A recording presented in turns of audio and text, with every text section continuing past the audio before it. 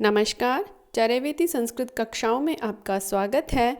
आज की कक्षा में हम सृगधरा छंद का अध्ययन करेंगे। सृगधरा छंद 21 वर्णों का एक वर्णिक छंद है और विश्व विख्यात नाटक अभिज्ञान शाकुंतलम का मंगलाचरण इसी छंद में किया गया है। आइए प्रारंभ करते हैं आज की कक्षा। सृगधरा छंद का लक्षण है मृभनैर्यानां त्रयेण त्रिमुनियतियुता सृगधरा कीर्तितेयम्। एक बार पुनः देख लेते हैं। मृभनैर्यानां त्रयेण त्रिमुनियतियुता सृगधरा कीर्तितेयम्। यह छंद 21 वर्णों का छंद है और इसमें गण पाठ का क्रम है। क्रमशः सर्वप्रथम मगण, रगण, भगण, नगण और 3 यगण। इस तरह से 7 गणों के द्वारा इसमें कुल 21 वर्ण होते हैं और यति नियम त्रिमुनि यतियुता के अनुसार 7 7 7 पर होती है, क्योंकि मुनि की संख्या 7 मानी गई है और उसके साथ में त्रि आया है, तो मुनि का जो मुनि को 3 बार कहा गया है, अर्थात 7 7 7 का 3 बार दोहराव। तो यहाँ पे देख लेते हैं, लक्षण में समझ लेते हैं कि गण पाठ का क्रम कहाँ से हमें समझ में आ रहा है।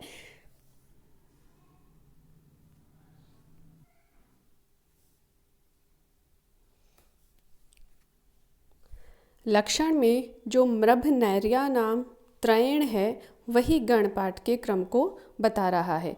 मृ से मगण और रगण, पुनः फिर भ से भगण, न से नगण और य से यगण, लेकिन यगण को त्रयेण बताया है, तो यह मतलब यगण 3 बार।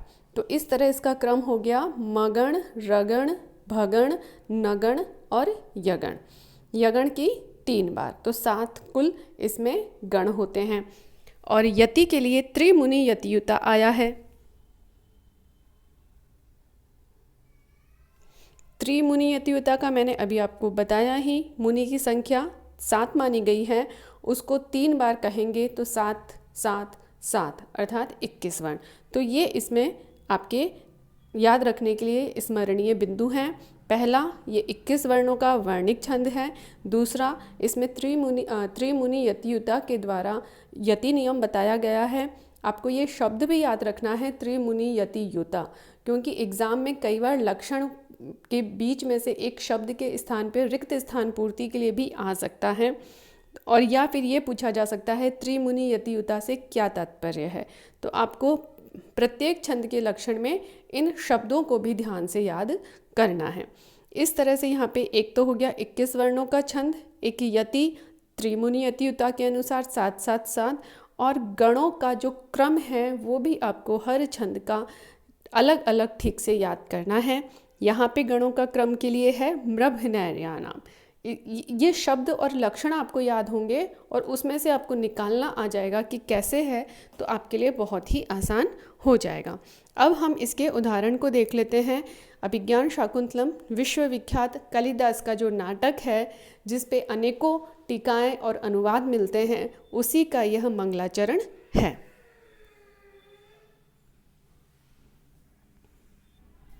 देखिए इसके उदाहरण को। या सृष्टिः सृष्टुराद्या वहति विधिहुतं याह वीर्याजहोत्री ये द्वे कालं विधत्तः श्रुतिविषयगुणा या स्थिता व्याप्य विश्वं या माहुः सर्वबीज प्रकृतिरिति यया प्राणिनः प्राणवन्तः प्रत्यक्षाभिः प्रपन्नस्तनुभिरवतु वस्ताभिरष्टाभिरीशः।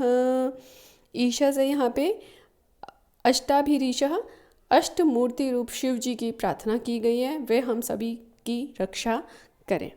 अब पूरे ऊपर की जो पंक्तियाँ हैं उसमें शिव जी की 8 मूर्तियों का ही यहाँ पे वर्णन किया गया है। आइए अब इसमें इसकी प्रथम पंक्ति में हम देखते हैं कि किस तरह से सृगधरा छंद को हम गणों को अंकित करते हैं, जिससे हमें ये समझ में आ जाए कि गण अंकन कैसे होता है। सबसे पहले हमें क्या चाहिए, मगण। मगण में क्या होता है, तीनों ही गुरु होते हैं। तो देखते हैं।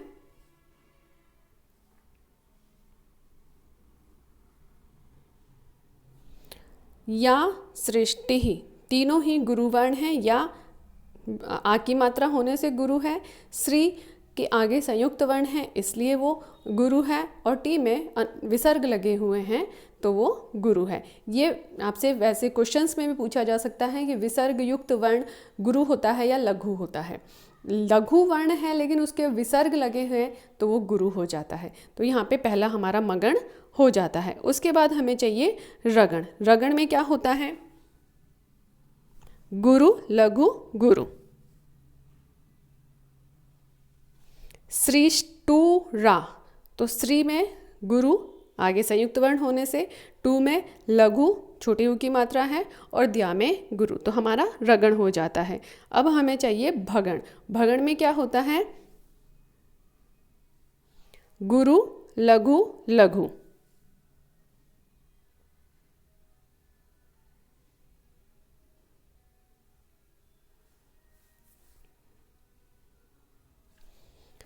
यहाँ पे द्या में आपके गुरु है और व और ह में आपके लघु है, तो आपका क्या बन जाता है, भगण। अब हमें चाहिए नगण। नगण में क्या होता है, तीनों लघु। वहती के ती में लघु और विधि में लघु और लघु, तो हो जाता है नगण। अब हमें चाहिए तीन यगण। तीन यगण चाहिए। यगण की मात्रा कैसे लगती है, य माता, लघु गुरु गुरु, पुनः लघु गुरु गुरु, फिर पुनः लघु गुरु गुरु। हमें इस तरह के तीन गण चाहिए।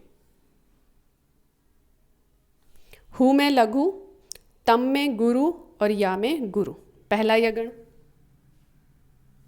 हविर्या, दूसरा यगण। ह में लघु, वी में आगे रेफ होने से गुरु और या में गुरु।